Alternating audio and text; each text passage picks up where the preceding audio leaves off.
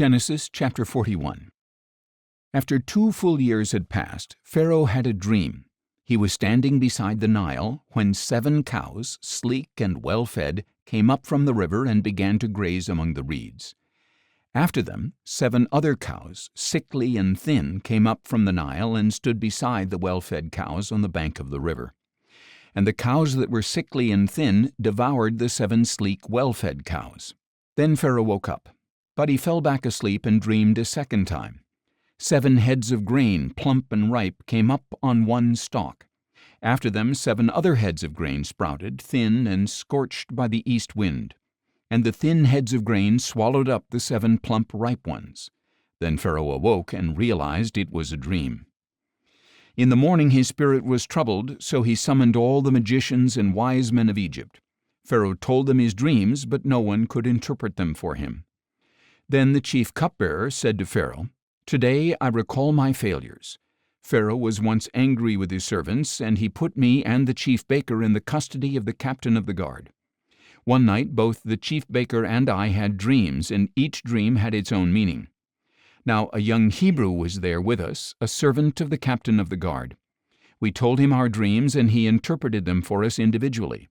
And it happened to us just as he had interpreted.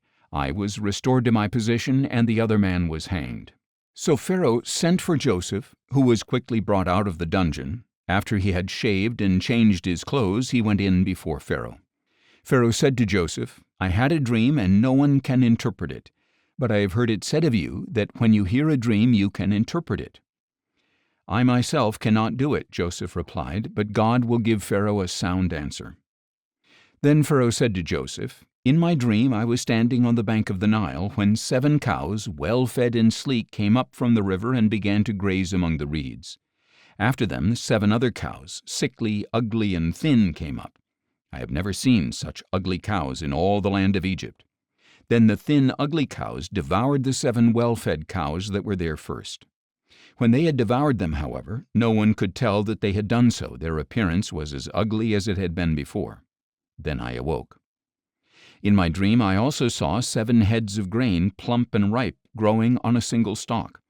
After them 7 other heads of grain sprouted, withered, thin, and scorched by the east wind, and the thin heads of grain swallowed the 7 plump ones.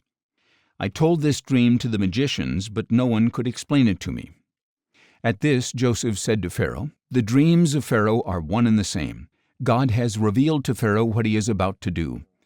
The 7 good cows are 7 years, and the 7 ripe heads of grain are 7 years.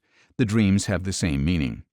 Moreover, the 7 thin, ugly cows that came up after them are 7 years, and so are the 7 worthless heads of grain scorched by the east wind. They are 7 years of famine. It is just as I said to Pharaoh. God has shown Pharaoh what he is about to do. Behold, 7 years of great abundance are coming throughout the land of Egypt, but 7 years of famine will follow them. Then all the abundance in the land of Egypt will be forgotten, and the famine will devastate the land. The abundance in the land will not be remembered, since the famine that follows it will be so severe. Moreover, because the dream was given to Pharaoh in 2 versions, the matter has been decreed by God, and he will carry it out shortly. Now therefore Pharaoh should look for a discerning and wise man and set him over the land of Egypt. Let Pharaoh take action and appoint commissioners over the land to take 1/5 of the harvest of Egypt during the 7 years of abundance. Under the authority of Pharaoh, let them collect all the excess food from these good years, that they may come and lay up the grain to be preserved as food in the cities. This food will be a reserve for the land during the 7 years of famine to come upon the land of Egypt. Then the country will not perish in the famine." This proposal pleased Pharaoh and all his officials. So Pharaoh asked them, "Can we find anyone like this man in whom the Spirit of God abides?" Then Pharaoh said to Joseph, "Since God has made all this known to you, there is no one as discerning and wise as you. You shall be in charge of my house, and all my people are to obey your commands.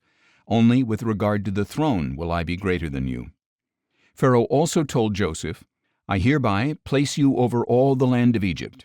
Then Pharaoh removed the signet ring from his finger, put it on Joseph's finger, clothed him in garments of fine linen, and placed a gold chain around his neck. He had Joseph ride in his 2nd chariot, with men calling out before him, "Bow the knee." So he placed him over all the land of Egypt.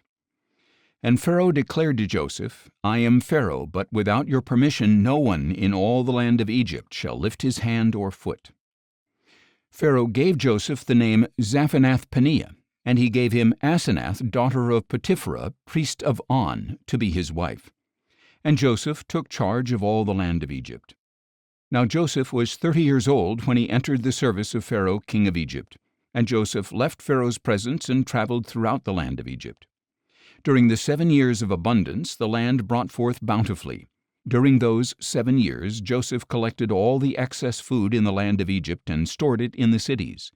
In every city he laid up the food from the fields around it. So Joseph stored up grain in such abundance, like the sand of the sea, that he stopped keeping track of it, for it was beyond measure. Before the years of famine arrived, 2 sons were born to Joseph by Asenath, daughter of Potipherah, priest of On. Joseph named the firstborn Manasseh, saying, God has made me forget all my hardship and all my father's household. And the second son he named Ephraim, saying, God has made me fruitful in the land of my affliction. When the 7 years of abundance in the land of Egypt came to an end, the 7 years of famine began, just as Joseph had said. And although there was famine in every country, there was food throughout the land of Egypt. When extreme hunger came to all the land of Egypt, and the people cried out to Pharaoh for food, he told all the Egyptians, Go to Joseph and do whatever he tells you. When the famine had spread over all the land, Joseph opened up all the storehouses and sold grain to the Egyptians, for the famine was severe in the land of Egypt. And every nation came to Joseph in Egypt to buy grain, because the famine was severe over all the earth. Psalms. Psalm 45. For the choirmaster, to the tune of The Lilies, a maskil of the sons of Korah, a love song. My heart is stirred by a noble theme as I recite my verses to the king. My tongue is the pen of a skillful writer. You are the most handsome of men.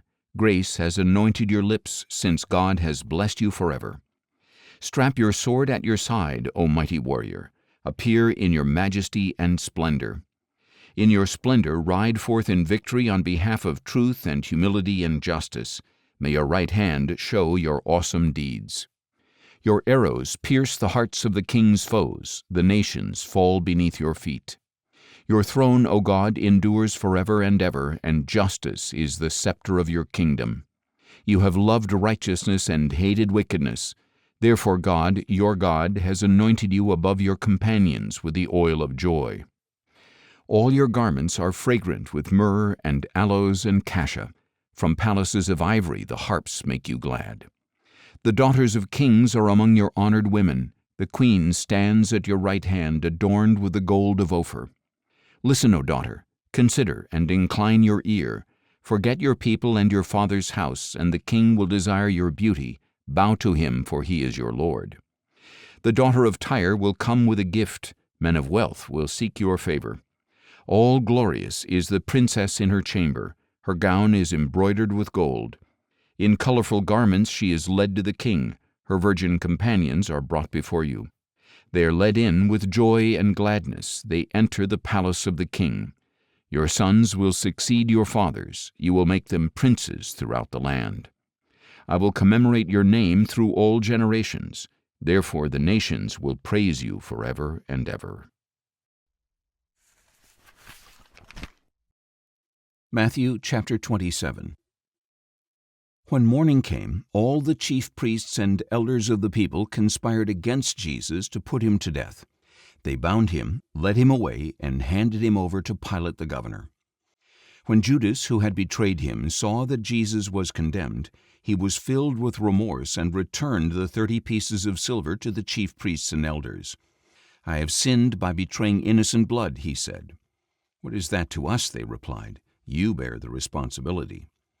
So Judas threw the silver into the temple and left. Then he went away and hanged himself.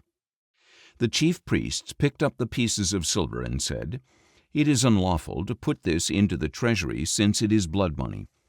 After conferring together, they used the money to buy the potter's field as a burial place for foreigners. That is why it has been called the Field of Blood to this day. Then what was spoken through Jeremiah the prophet was fulfilled. They took the 30 pieces of silver, the price set on him by the people of Israel, and they gave them for the potter's field, as the Lord had commanded me. Meanwhile, Jesus stood before the governor, who questioned him, "Are you the king of the Jews?" "You have said so," Jesus replied. And when he was accused by the chief priests and elders, he gave no answer. Then Pilate asked him, "Do you not hear how many charges they are bringing against you?" But Jesus gave no answer, not even to a single charge, much to the governor's amazement. Now it was the governor's custom at the feast to release to the crowd a prisoner of their choosing. At that time they were holding a notorious prisoner named Barabbas. So when the crowd had assembled, Pilate asked them, "Which one do you want me to release to you, Barabbas or Jesus, who is called Christ?" For he knew it was out of envy that they had handed Jesus over to him. While Pilate was sitting on the judgment seat, his wife sent him this message, "Have nothing to do with that innocent man, for I have suffered terribly in a dream today because of him." But the chief priests and elders persuaded the crowds to ask for Barabbas and to have Jesus put to death. "Which of the two do you want me to release to you?" asked the governor. "Barabbas," they replied. "What then should I do with Jesus, who is called Christ?" Pilate asked. They all answered, "Crucify him." "Why?" asked Pilate. "What evil has he done?" But they shouted all the louder, "Crucify him." When Pilate saw that he was accomplishing nothing, but that instead a riot was breaking out, he took water and washed his hands before the crowd. "I am innocent of this man's blood," he said. "You bear the responsibility." All the people answered, "His blood be on us and on our children." So Pilate released Barabbas to them, but he had Jesus flogged and handed him over to be crucified. Then the governor's soldiers took Jesus into the praetorium and gathered the whole company around him. They stripped him and put a scarlet robe on him, and they twisted together a crown of thorns and set it on his head. They put a staff in his right hand and knelt down before him to mock him, saying, "Hail, King of the Jews!" Then they spit on him and took the staff and struck him on the head repeatedly. After they had mocked him, they removed the robe and put his own clothes back on him. Then they led him away to crucify him. Along the way they found a man from Cyrene named Simon, and they forced him to carry the cross of Jesus. And when they came to a place called Golgotha, which means the place of the skull, they offered him wine to drink mixed with gall. But after tasting it, he refused to drink it. When they had crucified him, they divided up his garments by casting lots, and sitting down they kept watch over him there. Above his head they posted the written charge against him, "This is Jesus, the King of the Jews." 2 robbers were crucified with him, one on his right hand and the other on his left. And those who passed by heaped abuse on him, shaking their heads and saying, "You who are going to destroy the temple and rebuild it in 3 days, save yourself. If you are the Son of God, come down from the cross." In the same way, the chief priests, scribes, and elders mocked him, saying, "He saved others, but he cannot save himself. He is the King of Israel. Let him come down now from the cross, and we will believe in him. He trusts in God. Let God deliver him now if he wants him. For he said, 'I am the Son of God.'" In the same way, even the robbers who were crucified with him berated him. From the 6th hour until the 9th hour, darkness came over all the land. About the 9th hour, Jesus cried out in a loud voice, "Eli, Eli, lama sabachthani," which means, my God, why have you forsaken me?" When some of those standing there heard this, they said, "He is calling Elijah." One of them quickly ran and brought a sponge. He filled it with sour wine, put it on a reed, and held it up for Jesus to drink. But the others said, "Leave him alone. Let us see if Elijah comes to save him." When Jesus had cried out again in a loud voice, he yielded up his spirit. At that moment the veil of the temple was torn in two from top to bottom. The earth quaked and the rocks were split. The tombs broke open, and the bodies of many saints who had fallen asleep were raised. After Jesus' resurrection, when they had come out of the tombs, they entered the holy city and appeared to many people. When the centurion and those with him who were guarding Jesus saw the earthquake and all that had happened, they were terrified and said, "Truly, this was the Son of God." And many women were there, watching from a distance. They had followed Jesus from Galilee to minister to him. Among them were Mary Magdalene, Mary the mother of James and Joseph, and the mother of Zebedee's sons. When it was evening, there came a rich man from Arimathea named Joseph, who himself was a disciple of Jesus. He went to Pilate to ask for the body of Jesus, and Pilate ordered that it be given to him. So Joseph took the body, wrapped it in a clean linen cloth, and placed it in his own new tomb that he had cut into the rock. Then he rolled a great stone across the entrance to the tomb and went away. Mary Magdalene and the other Mary were sitting there opposite the tomb. The next day, the one after Preparation Day, the chief priests and Pharisees assembled before Pilate. "Sir," they said, "we remember that while he was alive that deceiver said, 'After 3 days I will rise again.' So give the order that the tomb be secured until the 3rd day. Otherwise his disciples may come and steal him away and tell the people he has risen from the dead. And this last deception would be worse than the first." "You have a guard," Pilate said. "Go make the tomb as secure as you know how." So they went and secured the tomb by sealing the stone and posting the guard.